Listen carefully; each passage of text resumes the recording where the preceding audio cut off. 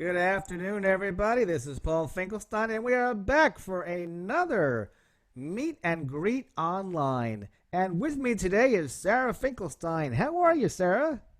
I'm doing great. We have four more questions to ask you because whenever we have a guest come on our online meet and greet, those first four questions just give us just a taste, just a morsel of information. And we're happy to have you back because we'd like to ask you four more additional questions. Are you ready? I think I'm ready. Okie doke, here we are. Here's the first question. What exactly is long term care insurance? What is it? Well, long-term care is the assistance that we need as we age and possibly cannot take care of ourselves any longer. The activities of daily living is what comes into play. And those activities are the things that we do without even thinking about it. We take those things for granted. And they are bathing, eating, dressing, toileting, getting in and out of a chair, walking, or even cognitive impairment. Those are called the activities of daily living. So people get long-term care either at home or in an assisted living community or even a nursing home. That's where long-term care takes place. And that leads me right up to our second question, and here it is.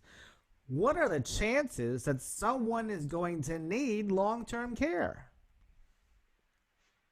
I am so glad you asked that. As the population is living longer and longer, and we do have an aging population, as a matter of fact, there are 11,000 baby boomers turning 65 in our country every single day.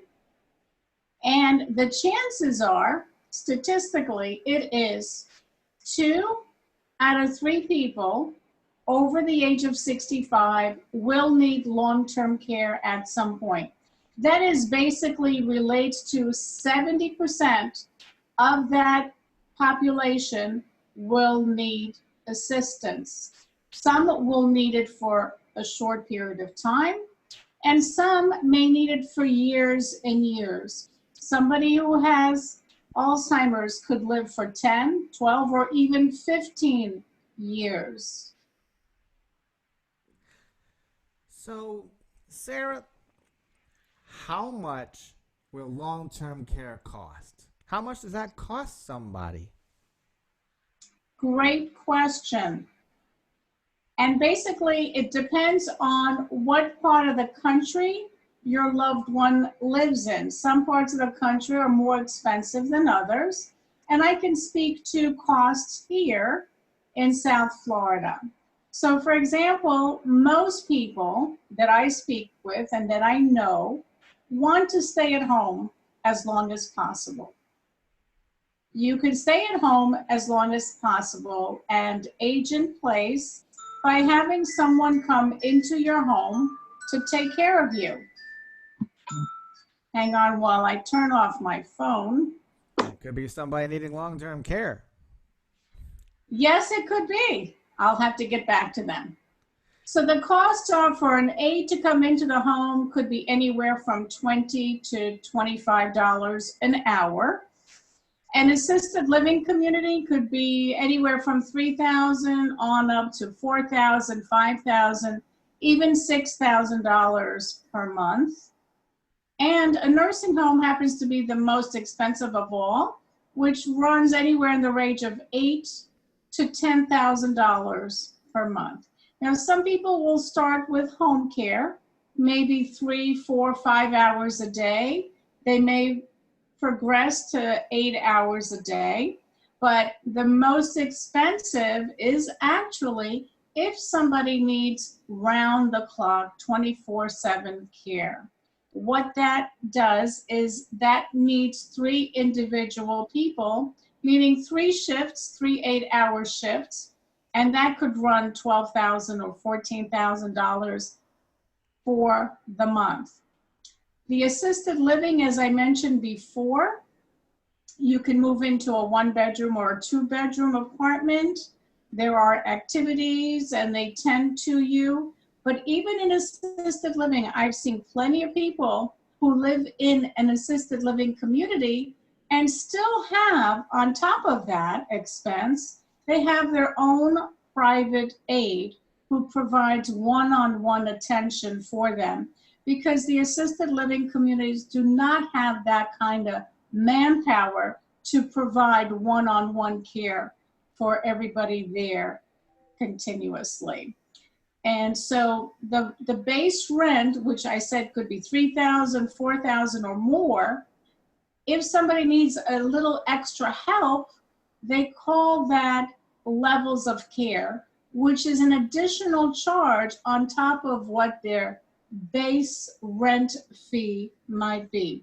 For example, a number of years ago, I wrote an article. It came out in the Palm Beach Post, and it was right around Halloween time, Is that which is one of why, the articles right behind you?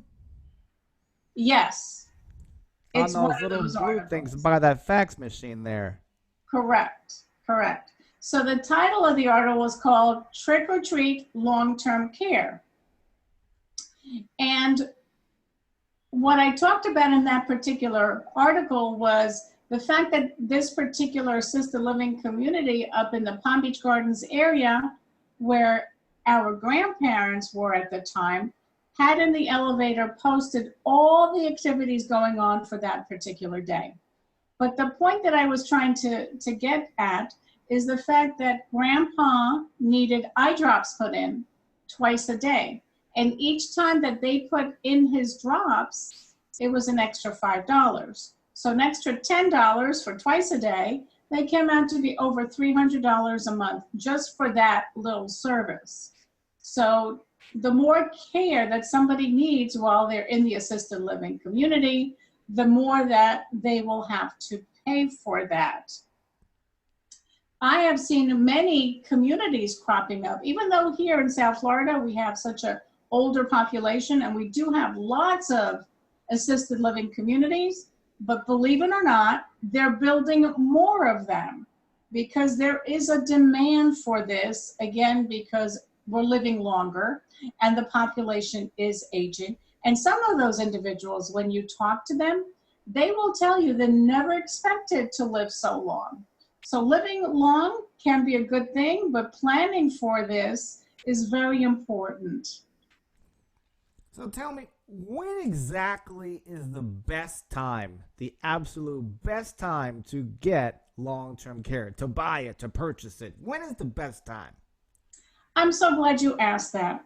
I have seen articles written in the Sun Sentinel many, many years ago. There was a writer who kept saying that you should wait until a certain age before you start looking into long-term care insurance.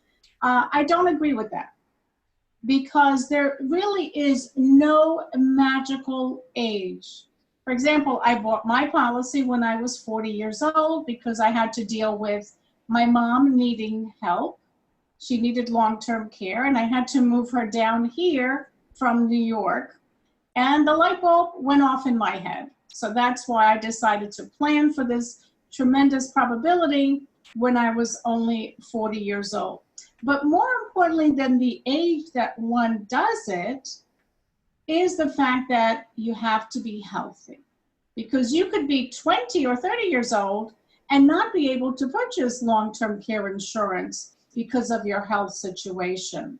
So it's more important to be healthy. That's the only way to be able to qualify for a long-term care insurance policy. So it's not so much the age. And of course, the longer we wait, the older we get before we purchase, of course, it's going to be more expensive, just like any other type of insurance, whether it's life insurance or health insurance, it's based on age. And now the existing carriers that provide long-term care insurance policies is a tremendously shrinking pool.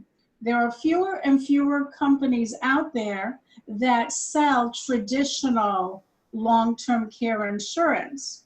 And the reason for that is because people are, again, living longer, and they had anticipated that those individuals would not be around as long as they are. And those people who purchase long-term care insurance, believe me, they are holding on to those policies because they know that chances are great that at one time in their future, they will need to put in a claim for themselves or their loved ones.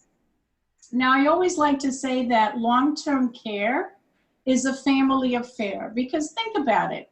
If you have elderly parents or a spouse who needs help, guess what? You're going to be the first point of contact. You're going to get that phone call from mom or dad saying that they need some help. So it's really important to have a conversation with your loved ones about what are their plans for long-term care. Do they have a written long-term care plan? It is so important because the costs are pretty high.